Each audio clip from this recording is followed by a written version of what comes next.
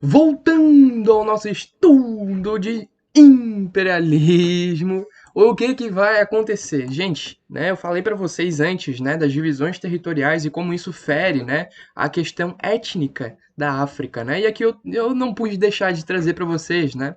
Porque o imperialismo, ele tem como uma das principais consequências isso, né? Limites e fronteiras artificiais. Olha só, compara o tanto de grupos étnicos que a África possui, tá? Inclusive compara até aqui na África subsaariana, tá? Que é onde tem uma densidade de grupos étnicos muito grande, que nessa parte entre o Trópico de Câncer e o Equador, né? A linha do Equador. Olha só o tanto de grupos étnicos que tem nessa região e compara com os limites artificiais, né? Feitos pelas nações europeias, tá, gente? Então, olha só que situação. É claro que esses limites aqui, esses territoriais, são de hoje em dia. Lembrando que eu estou gravando isso em 2021, tá? Então, olha só. Isso aqui é o atual, né? Isso daqui aconteceu após, né, a libertação desses países que a gente vai ver no século XX, né? Mas é claro que o imperialismo teve causa direta nisso, né? Porque se tu comparar com o mapa, né, lá da época do desenvolvimento, né, lá da época do imperialismo de fato, tu vai ver que muitas coisas se manteram, né? O Congo praticamente o mesmo, Angola praticamente a mesma, Moçambique continuou praticamente a mesma coisa, né? A própria Etiópia, que já tinha conquistado sua liberdade, né? Então a gente vai ter poucas mudanças, tá? O que vai mudar são mais regionalmente, né? Mas olha o tanto de questão étnica, o tanto de etnias que tem nesse continente riquíssimo, né? Então é realmente uma afronta, né? Tu juntar alguns desses grupos em um país só, né? É muito difícil, né? Tu ter paz reinante nesses países, né? Sendo que a gente vai ter guerras, vai ter disputas por poder por conta dessas rivalidades, tá? Inclusive, às vezes, né? Um grupo, aqui ó, por exemplo, pega aqui essa região, pode ver que essa região está dividida, olha só, entre Argélia, Mauritânia e Mali, né? Então, às vezes, uma etnia que vai ser dividida entre três países, por exemplo. Então, bem triste essa situação, tá, galera? Mas vamos lá, vamos estudar aqui agora, estudar o caso do Egito.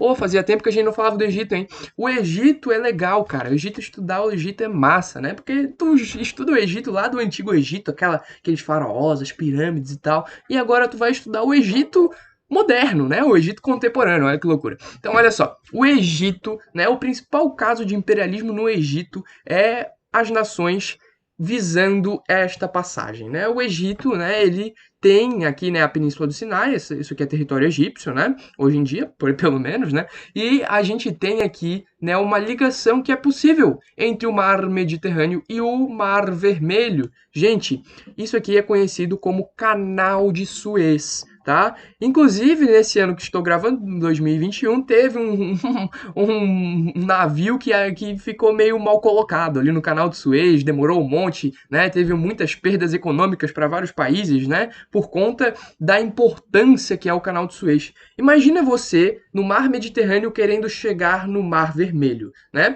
Se não fosse o Canal de Suez, você teria que dar a volta na África toda para chegar no Mar Vermelho. Então corta caminho, né? E cortar caminho significa economia, significa mais dinheiro para você e seu bolso, né? Então, o Canal de Suez, desde o século XIX, é uma cobiça das nações europeias, tá? Então a gente tem aí, né, a construção do Canal de Suez financiada pela França, né, em 1869, quando os lucros seriam divididos da seguinte maneira: 50% para mim, François, hahaha, e 50% para você, Egito.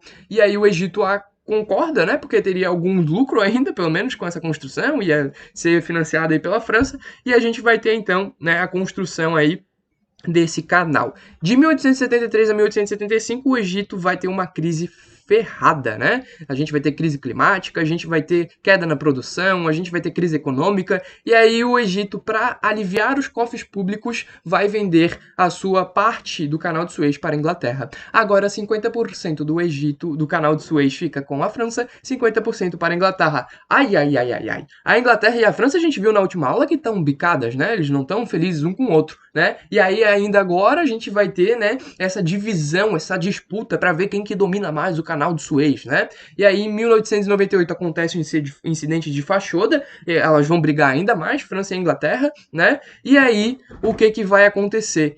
A Alemanha é o que vai acontecer, porque por mais que a França estivesse preocupada, né, com a Inglaterra, a França tinha muito mais medo de perder o posto de segundo lugar. A França não admitiria perder o segundo lugar para a Alemanha. Por que isso, Bruno? Por quê? Porque a Alemanha humilhou a França no que a gente conhece como Comuna de Paris, no que a gente conhece como Guerra Franco-Prussiana, né? E aí tu precisa entender esse assunto, né, estudando unificação alemã, né? E aí então a França, né, ela pode até estar preocupada com a Inglaterra, mas ela está muito mais preocupada com a Alemanha. E aí a gente vai ter a França acabando que, né, nesse contexto de Marrocos, Argélia, da Alemanha querendo penetrar, né, querendo fazer comércio com Marrocos e Argélia, a França abdica da sua parte do Canal de Suez em 1904 por apoio da Inglaterra na questão marroquina, para que a Inglaterra ficasse do lado da França e não permitisse que a Alemanha, né, chegasse e fizesse comércio com Marrocos e Argélia. E aí, no fim, por mais que a gente tivesse a Inglaterra e a França brigando, vão se unir contra a Alemanha. O inimigo agora é outro. A Alemanha, que está em segundo lugar, passou a França na questão da segunda Revolução Industrial, pode ameaçar a Inglaterra. E aí a Inglaterra vai se sensibilizar e vai ajudar a Alemanha. A Alemanha não, desculpa, a França, mas é claro, em troca da totalidade do controle do canal de Suez, que agora é todo inglês. Beleza, gente? Então, vamos continuar. Vou trazer outro caso para a gente estudar agora, que é o caso da África do Sul, né? Gente do céu, a África do Sul era um território que foi explorado principalmente pela Holanda, por alguns franceses e por alguns germânicos, tá? Mas a África do Sul, ela tinha um destaque dos holandeses. Essa galera chegou no século XVI na África do Sul, tá? E aí eles vão se misturar, vão se miscigenar com o povo local, né? E a gente vai ter o que a gente conhece como Afrikanders, né? Quem são os Afrikanders, também conhecidos como Boeres ou Boeres? Depende, né, de como você quiser pronunciar, e eu não sei qual é a pronúncia correta. Os Afrikanders barra Boers, né, são os caras descendentes desses holandeses misturados com franceses germânicos que chegaram no século XVII. Eles são brancos, né, bom deixar isso claro, eles não são originários da terra africana, né, e eles vão então se misturar, e aí a gente vai ter a origem da casa de Orange, né, a casa Orange, ou depende aí de como tu quiser, se tu for francês tu vai falar Orange, se tu for inglês tu vai falar Orange, né, se tu for brasileiro tu vai falar Orange, né? Sei lá, Orange, sei lá. E aí, o que vai acontecer?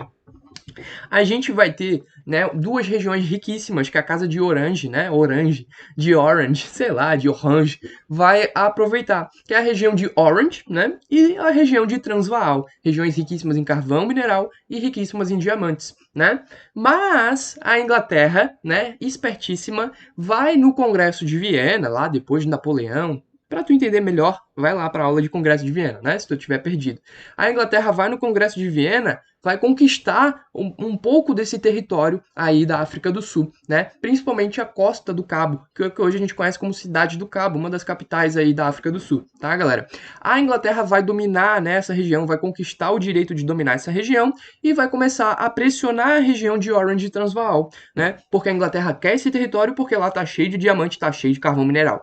E aí a Inglaterra pressionando, acaba que invade em 1877 a região de Orange e Transvaal. A Inglaterra, que estava localizada mais ao sul, ali na Cidade do Cabo e tudo mais, vai invadir Orange e Transvaal e os Boeres não vão aceitar.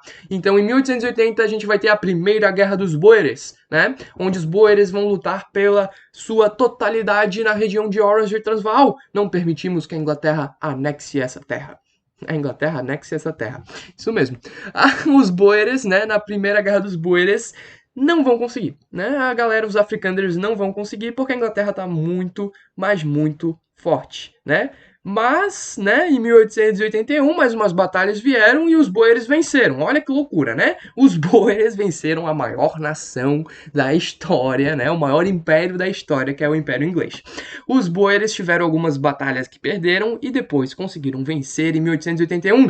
Mas a Inglaterra conseguiu influenciar os Boeres a subjugar Os Zulus, quem são os Zulus? Os Zulus são os nativos daquela terra, negros de fato daquela terra, tá? Além dos Zulus, alguns Bantus, tá? Alguns outros povos africanos de fato que ocupavam aquelas terras, tá? E aí a Inglaterra vai influenciar os boeres a massacrar, né, a sobrepujar os Zulus. Em 1899, os boeres, né, eles vão tentar de novo se libertar da Inglaterra, que estava cada vez mais, agora um pouco mais tranquilo, né, a Inglaterra cada vez mais se aproximando. Os boeres em 1899 vão tentar buscar uma independência total. A Inglaterra dessa vez venceu, de fato, né, vai dominar tudo, né, vai sobrepujar os boeres, mais ou menos, né? Vai conseguir uma vitória política. Mas quem a Inglaterra vai sobrepujar de fato são os Zulus. É a galera que compunha a maior parte aí de um exército formado aí pelos boeres, né? Que sobrepujavam esses Zulus.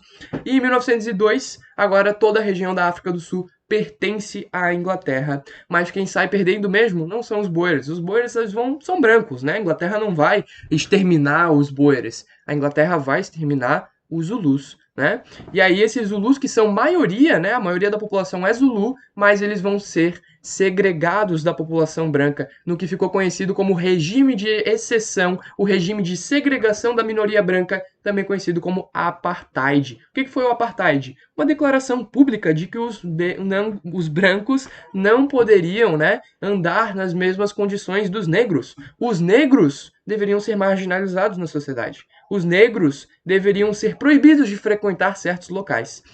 Racismo na lei africana, tá? Tudo isso comandado pela Inglaterra. Beleza, galera? Mais ou menos era isso que eu tinha para falar para vocês. Agora, né, reflitam, né, com essas charges maravilhosas, né? Olha só, a bomba aqui, ó, Pomp Africa. O que é pomp? Deve ser bomba, né? Bombeando as riquezas africanas e tudo caindo lá para os europeus. Aqui, né, uma pessoa aí, né?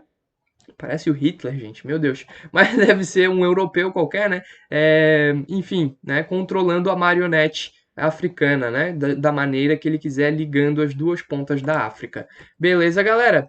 E aí, na próxima aula, a gente vai começar a ver o imperialismo asiático. Beleza? Beijão, vejo vocês lá.